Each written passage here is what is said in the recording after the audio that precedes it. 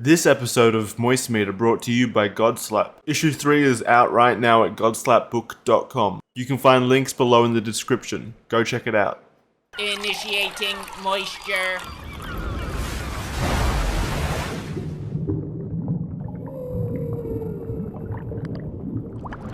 Welcome to the Moist Meter. Today we're taking a look at Evil Dead Rise. This movie was shockingly good. Now before it came out, I know there was a lot of hype around it. Reviewers were going wild for it. They were really praising this film. They seemed happier about this movie than when they got their first kiss. Like, they really were glazing this film and giving it tons and tons of compliments. But I don't put a whole lot of stock into that. To me, that just feels like some kind of guerrilla marketing tactic or something. I didn't believe a horror movie could actually earn that level of appreciation. But I'm happy to say I was wrong. This movie actually did live up to the hype. Pretty much all horror films share the same DNA as one another. A lot of them are just extremely derivative and even just blatant carbon copy clones from time to time. Like most recently, Pope's Exorcist offers nothing unique or interesting about it.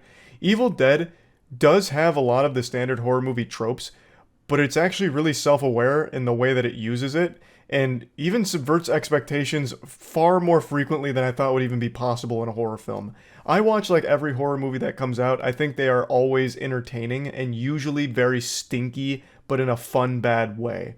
This movie was entertaining and not bad. There were moments that I didn't think were great, and I'll get to those in a bit, but overall, I just really feel like everything this movie wanted to do, it accomplished with flying colors. Like, it fucking knocked it out of the park. And it's very much self-aware. It has all of like the dark humor you'd expect from the Evil Dead franchise, but it doesn't, make it its focus. It doesn't become overbearing or annoying where they're shoehorning and ham-fisting jokes all over the place. There's times where it's used and it's sporadic, and when it's there, it's always in the most unexpected of circumstances where like tension is rising. It's reaching this like crescendo with all of these crazy sound effects, which is something that really stood out to me. This is like one of the loudest movies I've ever heard in my life, and yet it wasn't like a bothersome thing. Like, it just really crushed it with like the audio engineering here. There's a lot of unnerving noises that were always being played and lots of very loud fucking bombastic chaos, and it all worked super well for like tension and to like really drive home a important kill or moments. But regardless, like during these moments of tension, the tension will be broken not with like a generic jump scare, but with a dark joke, which I've never really seen before outside of like Evil Dead itself. So like, to give an example, I'll give a quick example, and this might be a minor spoiler. Once shit starts popping off, it's going nuts to butts, a million miles per hour, people are dying, the possessed mom is killing people, she bites the eyeball out of one of the residents of the building. And she spits that eye into the mouth of another resident that was in the background. She literally, like a fucking sniper, like a cannonball firing, spits the eyeball into his mouth, which was, his jaw was on the floor because he couldn't believe what he was witnessing. So the eyeball goes into his mouth, and he chokes and dies on it. It's meant to be humorous, clearly. Like, it was very clearly meant to be humorous in a moment where I would have never expected something like that to happen. And I was like, damn. That was hype. Like, that was great. That was executed wonderfully. And of course, they have like some dialogue, dark humor moments, again, in times where you'd never expect it. Like right before the mom's about to kill one of the children, she calls him like a titty sucker, which was just so weird and out of left field that it put a smile on my face, had me grinning. It's just everything that it did well. I don't think it does anything unique. I want to make that clear. It very much is cliche horror tropes, but executed on an extremely high level. And one thing that also really helps is it has really creative shots. Like, there's a scene where character is looking through the peephole of her, her apartment door, and she's seeing the possessed mom killing some of the other tenants, and it's all happening through this peephole. So you're seeing bits and pieces of them flying off or getting thrown around, and fights breaking out, guns blaring, and it's all through the peephole, and it's a really interesting perspective that helps elevate the whole scene. And there's quite a few moments like that with really creative shot selection and cinematography, so that was also something I wasn't expecting out of a horror film, and it did it well.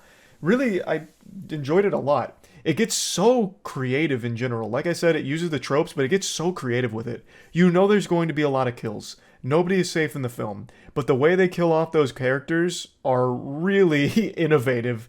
It's shit that I've never seen before and would have never thought would make it to the big screen. There's a scene where they take the fucking cheese grater to someone's thigh and rip it like a goddamn Beyblade and give themselves a little, like, seasonal topping with their skin particles on the cheese grater. Like, it is not afraid to get wild and wacky.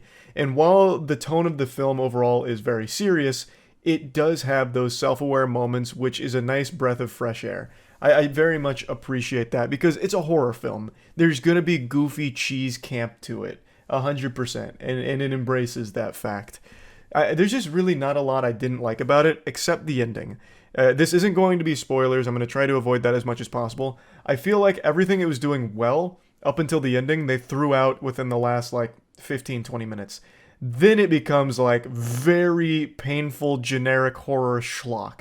All of a sudden, this really destructive demon possession monster morphs into something that you'd see in a Resident Evil game, and it's a cool design, but it nerfs itself. It's much weaker, it's much slower, it's no longer scary.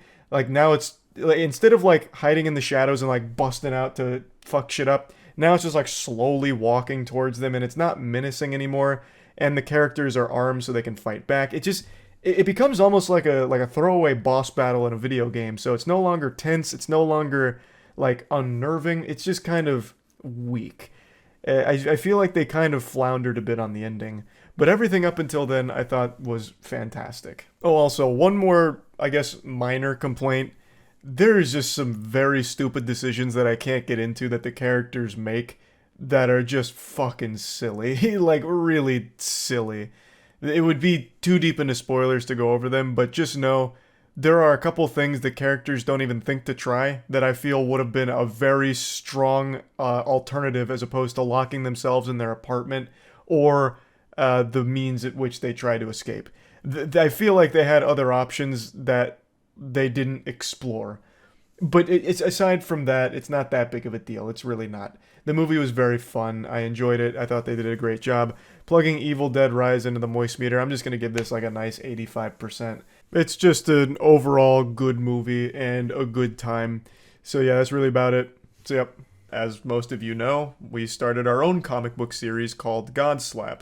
Everyone who's read GODSLAP so far has unanimously agreed that it's the best comic ever produced, and GODSLAP is well on its way to becoming the biggest name in all of comics, overthrowing Marvel within the next 5 years, according to recent scientific projections that I'm pulling out of my ass. It's a passion project created by myself, Jackson, Danny, and Matt, and we brought in an industry veteran named Aubrey Sitterson to help write it with us, and we're extremely proud of what we've created.